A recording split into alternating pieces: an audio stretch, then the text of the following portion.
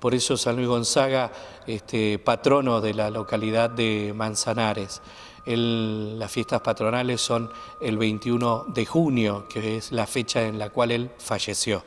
Él nace el 9 de marzo en la zona de Lombardía, es decir, en el norte de Italia, y pertenecía a una familia de nobles. Fernando, su papá, que después se deriva el nombre de Fernando, y su mamá Marta.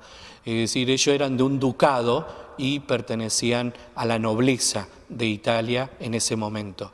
Y él nace, es decir, su nacimiento no estuvo exento de alguna complicación de salud.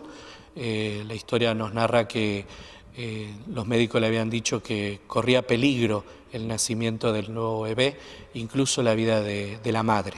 Ahí mamá Marta se encomienda a la Santísima Virgen y le pide y se produce el milagro. Fue tanto la alegría, porque todo el ducado eran muy conocidos, don Fernando y doña Marta, que todo el ducado se había puesto también a rezar. Y fue tal la alegría del nacimiento sano del nuevo miembro de la familia, que durante 3 días sonaban las campanas en comunión con esta alegría.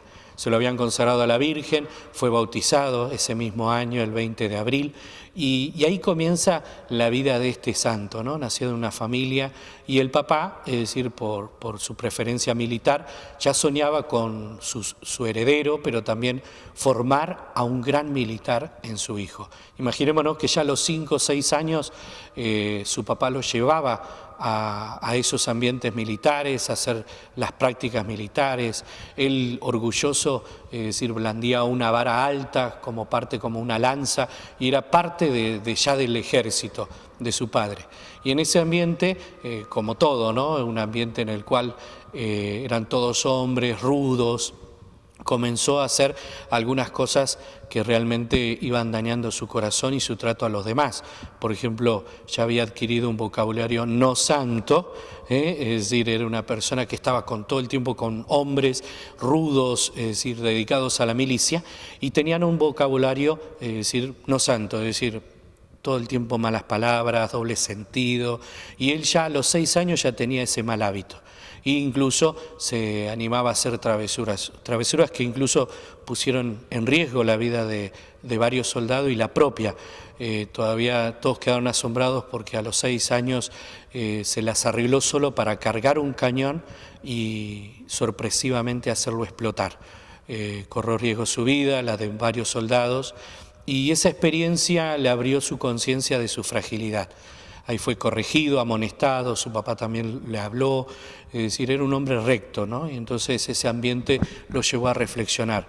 Y también cuando volvía a la corte, seguía manteniendo ese vocabulario en el cual faltaba el respeto, y entonces fue hablado con ternura por su mamá, por todas las personas que lo querían, ¿no? Y ahí empezó a darse cuenta que también había que empezar a cambiar. Y en ese mismo momento la formación espiritual, ¿no? Es decir, esto de rezar, esto de prepararse para la comunión, y todo eso fue amasando en su corazón la predisposición que todos tenemos, para poder escuchar a Dios.